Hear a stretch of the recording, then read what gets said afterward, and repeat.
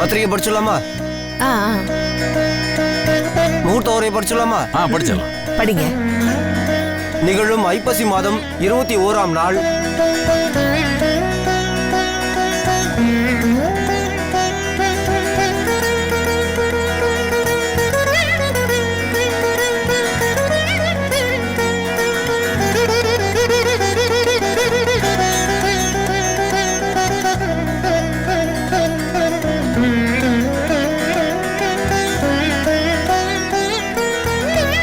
புளையாத்துக்காரலும் பொண்ணாத்துக்காரலும் தட்டை மாத்திங்கோ. நான் எடுத்துங்கோ. இதை அவள்கிட்ட கொடுங்கோ. வாங்கிக்கோமா. நிறுத்துங்க.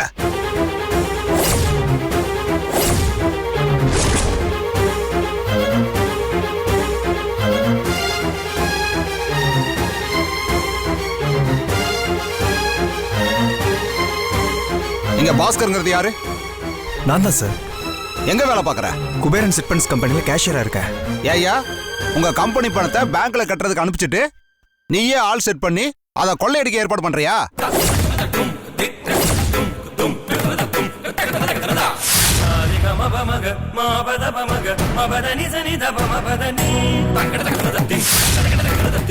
பாஸ்கர், என்னடா இது? சார் என்னென்னமோ சொல்றாரு. சார், என்ன சார் சொல்றீங்க? நீங்க சும்மா இருங்க சார். பாஸ்கர், என்னது இதெல்லாம்? இல்ல இல்ல, நம்பாத காயத்ரி. அவர் சொல்றதெல்லாம் நம்பாத. என்னையா நம்பாத ராஸ்கல்? இனிமே நீ தப்பிக்க முடியாது. உன் கூட்டாளிங்க 2 பேரும் மாட்டிக்கிட்டானுங்க. அவனுக்கு என்ன சொன்னானுங்க தெரியுமா? சார் சார் சார் சார் நாங்க எதுவும் பண்ணல சார். ஏய் எவனா போட முடியும் வேண்டாம் சார். ஐயோ அம்மா. பாதி கட்டின வீட்ல இருந்தோம். எப்படா இவங்க கண்டுபிடிச்சாங்க? டேய் எவனா போட்டு கொடுத்துருக்காண்டா. ஆனா போட்டு கொடுத்தவன் மட்டும் எவன்னு தெரிஞ்சு.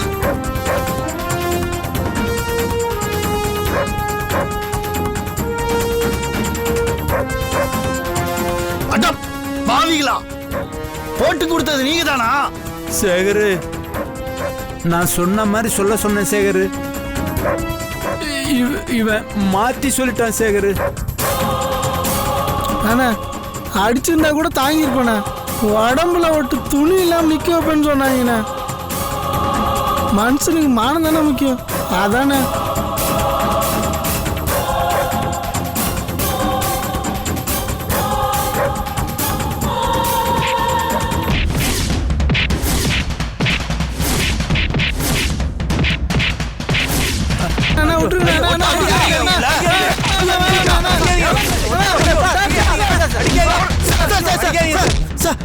வேணாம் சார்.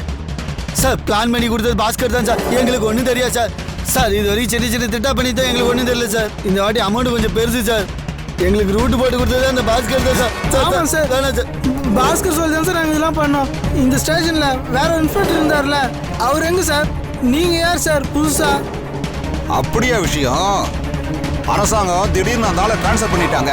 அதான் நீங்க எங்கிட்ட மாட்டிக்கிட்டீங்க. வேலியே பயிர மேய்தா. எங்கடா அந்த பாஸ்கர்? சார் அவர் நிச்சயதார்த்த ஃபங்க்ஷன் சார்.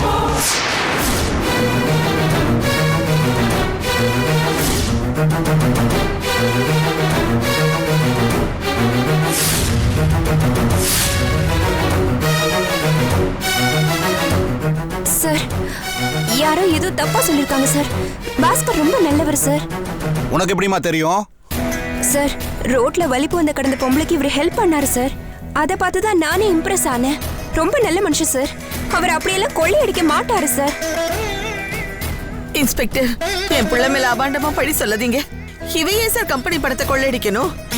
இவங்கிட்ட இல்லாத பணமா சொந்தமா வீடே கட்டிட்டு இருக்கான் சார். ஆமா சார், எங்க அக்காவுக்கு கார் கூட வாங்கி கொடுத்திருக்காரு. நல்லா கொடுப்பாருமா. இத பாருமா, உன் பிள்ளைக்கு சீட்டு கம்பெனில எவ்வளவு சம்பளம் கொடுப்பாங்கன்னு நினைக்கிற? அது மாசத்துக்கு ஒரு 2 லட்சம் கொடுக்கறாங்க சார். ஏமா பைத்தியமாமா நீ? எந்த கம்பெனில கேஷியருக்கு 2 லட்சம் ரூபாய் சம்பளம் கொடுப்பாங்க? சார் சீட்டு கம்பெனில எக்கச்சக்கமா பணம் பொருளும் 2 லட்சம் ரூபாய் சம்பளம் தர மாட்டாங்களா சார்? நீங்க இப்படி அப்பாவியா இருக்கிறதுனாலதான் பெத்த புள்ளையே உங்களை ஏமாத்துது. கார் வாங்கினது, வீடு வாங்கினது இதெல்லாம் சொந்த பணம் நினைச்சீங்களா? கம்பெனி பணத்தை கொள்ளையடிச்சதுமா.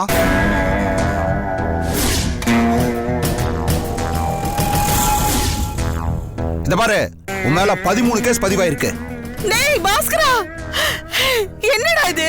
நீ கொள்ளக்காரனா? என்னடா சொல்றாரு? ஒரு அப்பாவி பொண்ணோட வாழ்க்கை அநியாயமா பாழாயிடக்கூடாதுன்னு தான் நிச்சயதார்த்தம் நடக்கிறதுக்கு முன்னாடி வந்தோம். சார், இவனை நம்பாதீங்க சார். இவன் சரியான ஃப்ராடு, திருட்டு பையன். இவனுக்கெல்லாம் பொண்ணு கொடுக்காதீங்க சார். என்னடா பாத்துக்கிட்டு நிக்கிற? வாடா ராஸ்கல். சார் எதுவா இருந்தா ஸ்டேஷன்ல வந்து பேசு.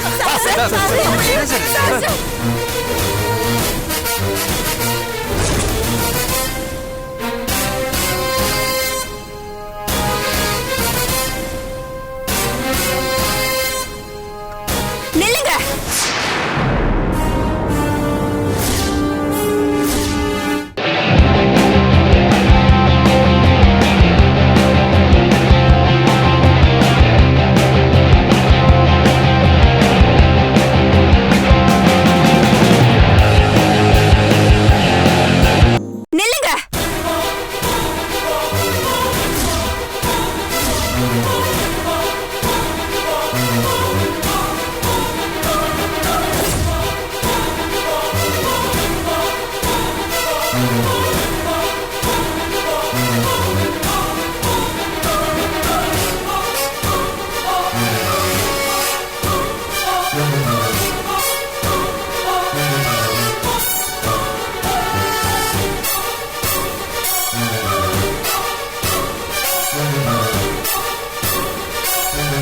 இங்க பாருங்க பாஸ்கர், இப்பவும் ஒண்ணும் கெட்டு போல. நான் உங்களை முதல்ல பார்த்தப்போ ஃபிட்ஸ் வந்து ரோட்ல ஒரு பொண்ணு விழுந்து கிடந்தாங்க. மனிதாபிமானத்தோட ஹெல்ப் பண்ணீங்க. அந்த பாஸ்கர் கிட்ட நான் அப்பவே விழுந்துட்டேன். அவர்தான் நீங்களா இல்ல நீங்க வேற ஒருத்தரா? நீங்க தான் அந்த பாஸ்கர்னா நிச்சயமா இப்படி ஒரு காரியத்தை நீங்க செஞ்சிருக்க வாய்ப்பே இல்லை. நான் உங்களுக்கு இன்னொரு சந்தர்ப்பம் தரேன். நீங்க உங்க கம்பெனி பணத்தை திருடல, அது உங்க வேலை இல்ல, இது யாரோ செஞ்ச சூழ்ச்சின்னு சொல்லுங்க. நான் நிரபராதின்னு என் கண்ணை பார்த்து ஒரே ஒரு வார்த்தை சொல்லிடுங்க. நான் என் அக்கா, என் மாமா, என் தங்கச்சி, என் தம்பி எல்லாம் ஒட்டுமொத்த குடும்பமே உங்க பின்னாடி நிப்போம்.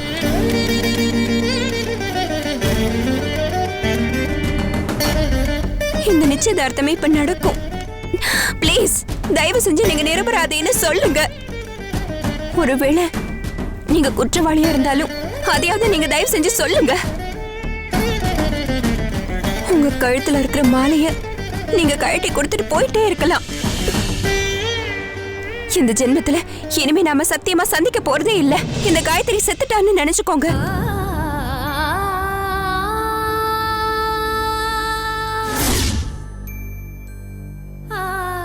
சொல்லுங்க பாஸ்கர், உங்களை தான் கேட்டுட்டு இருக்கேன். நீங்க குற்றவாளியா நிரபராதியா? ப்ளீஸ் பாஸ்கர், இப்பவே 2ல 1 உங்க மனசாட்சியை தொட்டு உண்மையை சொல்லிட்டு போங்க. இல்லைன்னா சத்தியமா நான் உங்களை போக விட மாட்டேன்.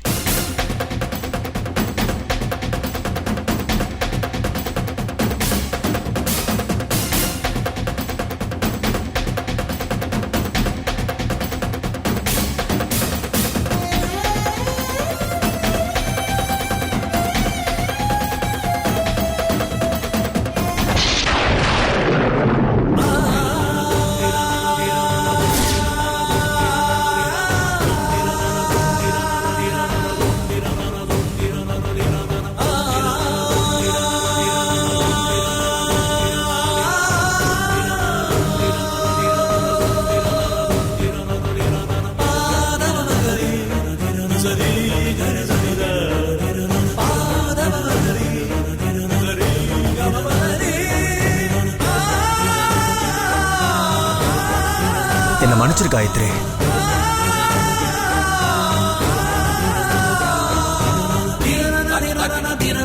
என்ன மன்னிச்சிரு. வாடா வாடா. பாஸ்கர்,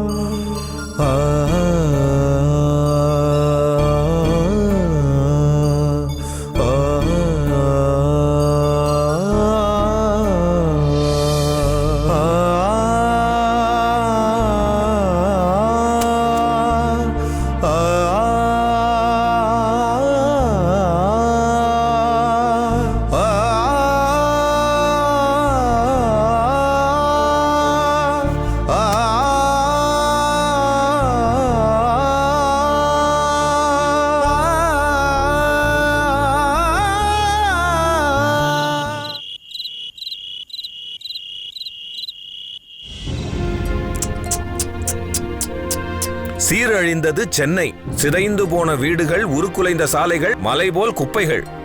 ஐயோ, என்ன கொடுமடா சாமி.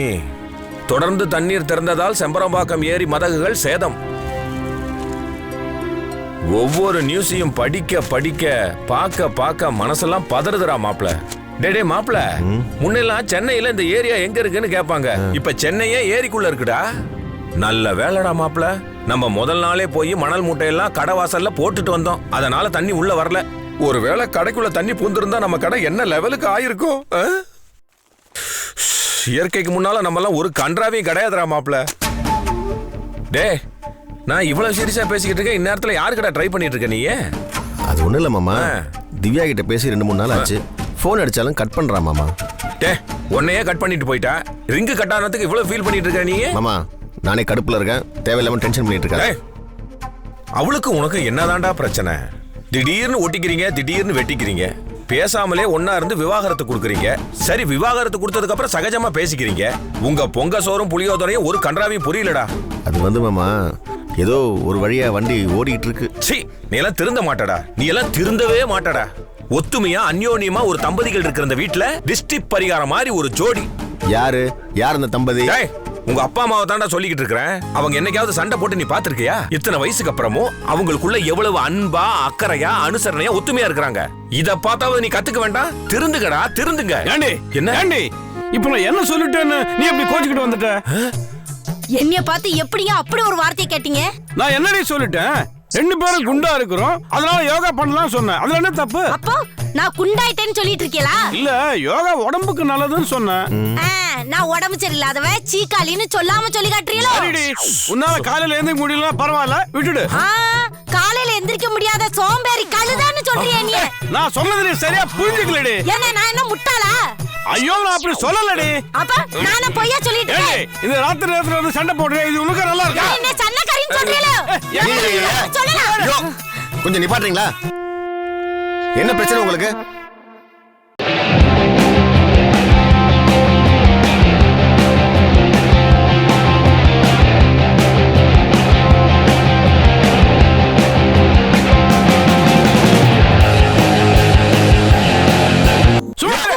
கொஞ்சம் நிப்பாட்டுறீங்களா? என்ன பிரச்சனை உங்களுக்கு? இவங்க 2 பேரும் தான் ஒத்துமையான தம்பதிகளா? அது இவங்களை பார்த்து நான் எப்படி வாழணும்னு கத்துக்கணுமா? அது வந்து சரி, விடுடி. நீ யோகா பண்ணுவானா? நான் யோகா பண்ணல, சரியா? உமக்கு காலையில எந்திரிச்சு யோகா பண்ண முடியலன்னு சொல்லுங்க. யார் மேலடா பழிய தூக்கி போடுறதுன்னு பாத்துட்டு இருந்திய. நான் மாட்டிக்கிட்டேன். அடடா, நான் அப்படி சொல்லல. சரி, நீ போய் தூங்கு, நான் மட்டும் யோகா செஞ்சுக்கிறேன். ஏமாப்ல, மாமா அனுஷ்கா யோகா செய்யற சீடிய பாத்துருப்பார் போல் இருக்கு. அதான் திடீர்னு யோகா கத்துக்கணும்னு சொல்றாரு. ஒருவேளை மழைக்கு பயந்துருப்பாரு. எந்த ஒரு நல்ல காரியமா இருந்தாலும் அதை நீங்க மட்டும் செய்யுங்க. அதோட பலன் என்னமோ அதை நீங்க மட்டும் அனுபவிச்சுக்கங்க. எந்த ஒரு காரியத்திலையும் பொண்டாட்டிய கூட்டு சேர்த்துக்கிடாதீங்க. நான் எக்கேடு நாசமா போனா உமக்கு என்ன வந்துச்சுன்னு எனக்கு தலையே சுத்துதே. எப்பவும் உமக்கு உம பத்தி மட்டும்தான் அக்கறை. நான் எக்கேடு கட்டு போனா என்ன வந்துச்சு? ஐயோ, டேய் ஆள வந்தான். உனக்கு யோகா தேவையாடா? பேசாம போய் பாருடா. பேஞ்ச மழையில ஊரே வெள்ளத்துல மதக்குது. இதுல யோகா பண்ணா காத்துல மிதக்கிற மாதிரி இருக்குமாம்ல. எத்தனையில மிதக்கிறது? ஏல தம்பி, அக்கா, இங்க பாருடா. உங்க மாமாவுக்கு என் மேலையும் என் உடம்பு மேலையும் கொஞ்சமாவது அக்கறை இருக்கான்னு பார்த்தனே. இவ்வளவு நேரம் அந்த கன்றாவி பயோஸ்கோப்பை நானும் பாத்துக்கிட்டு தானே இருந்தேன். உனக்கெல்லாம் நான் போய் ரெக்கமெண்ட் பண்ண பாரு. என் புத்திய இதாலேயே அடிச்சுக்கணும். உன் மாமனுக்கு என்னடா ஆச்சு? மாமா, அத கொஞ்சம் கொடு.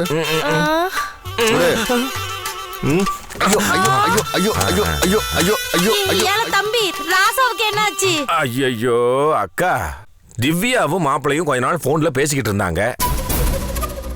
இப்ப திடீர்னு இவங்களுக்குள்ள பேச்சுவார்த்தை நின்னு போய் சண்டை போட ஆரம்பிச்சிட்டாங்க. ஒத்துமையான தம்பதினா அது உன்ன மாதிரி மாமா மாதிரி இருக்கணும்னு இப்பதான் கதையா சொல்லி வாய மூடுன. கரெக்டா நீ சண்டையோட வந்து என்ன கவுத்துட்ட. எங்களை பத்தி உங்க 2 பேத்துக்கு என்ன வந்துச்சுன்னே.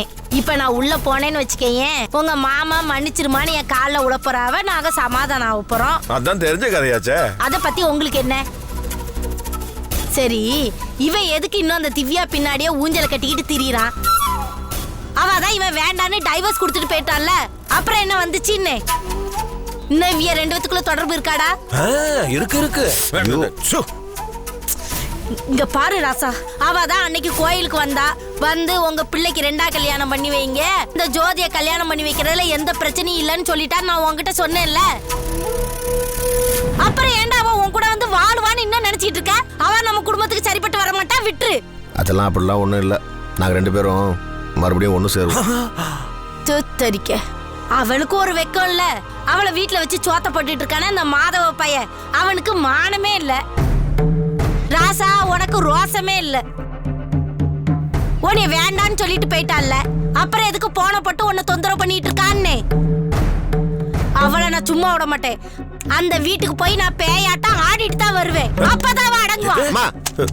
நீ அங்கெல்லாம் போக கூடாது. நான் போகத்தாண்ட செய்வேன். என் பிள்ளையோட வாழ்க்கை என் கண்ணெதிரிலே இப்படி பாழாய் கிடக்குது. அதை பார்த்துக்கிட்டு என்ன சும்மா இருக்க சொல்றியா? இந்த பாரு, உனக்கு பொண்ணு எல்லாமே தயாரா தான் இருக்கு. உன் ஜாதகத்திலே உனக்கு 2ஆம் கல்யாணம் பண்றதுக்குரிய யோகம் இருக்குன்னு ஜாதகக்காரரே சொல்லியிருக்காரு. அதனால நான் போய் தான் தீருவேன். நீ சும்மா இருடா. மாப்ள, ஒரு கை கொடு மாப்ள.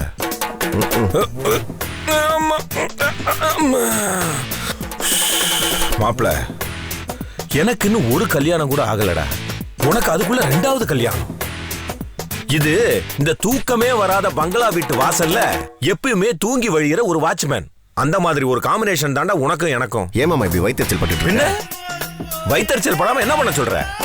ஏய், எனக்கு இன்னும் ஒரு பொண்ணு கிடைக்காம கண்ணி கழியாம இருக்கிறேன்னு வயிறு பொசிங்க போய் பேச்சுலராவே நின்னுகிட்டு இருக்கிறேன். உனக்கு 2வது கல்யாணத்தை பத்தி பேசிட்டு போது உங்க அம்மா வாழ முடியலையேன்னு நான் துடிச்சுக்கிட்டு இருக்கேன். வாழ்க்கை உன்னை கட்டி பிடிச்சாலும் உதறி விட்டுட்டு போய்கிட்டே இருக்க. நீ என்ன கொடுமையான உலகண்டா சாமி இது. மாமா, இப்படியே புலம்பிட்டு இருக்காம பேசாம படுத்து தூங்கு. டேய், டைவர்ஸ் பண்ணாலும் உன்னை கௌரவமா பாக்குற இந்த உலகம் பேச்சுலரா இருக்கிற என்ன ரொம்ப கேவலமா பாக்குதுடா. இது எப்படி இருக்கு தெரியுமா? குப்பைய போடுறவனை கௌரவமா பாக்குற இந்த உலகம் குப்பை ஆள்றவனை கேவலமா பாக்குற மாதிரி இருக்கு. இந்த நாட்டுல ஏன் மழை பெய்யுது, ஏன் வெள்ளம் வருது, ஏன் தண்ணி வத்தாம கடலுக்கும் போகாம அப்படியே ஏன் தேங்கி தேங்கி நிக்குதுன்னு இப்ப புரியுதா? எனக்கு ஒரு நல்ல இடத்துல கல்யாணம் ஆகாத வரைக்கும் இந்த நாடு உருப்படவே உருப்படாதா மாப்ள. இது ஒரு கன்னி பையனோட சாபம். எக்கோ சொல்லி வைக்கிற, உனக்கு நல்ல ஞாபகத்துல வச்சுக்க. அடுத்து மழை வரட்டும், கடை வாசல்ல நான் மணல் மூட்டை எடுக்க மாட்டேன். உன்னை அப்படியே அலாக்கா தூக்கிட்டு போய் அப்படியே படுக்க வச்சிருவேன் வாசல்ல. அதுக்கப்புறம் கடலையே திருப்பி விட்டாலும் ஒரு சொட்டு தண்ணி கடைக்குள்ள வருமா? என்ன திடீர்னு பசிக்குது? ரொம்ப பேசிட்டனோ? சரி, அப்படியே படுத்துருவோம்.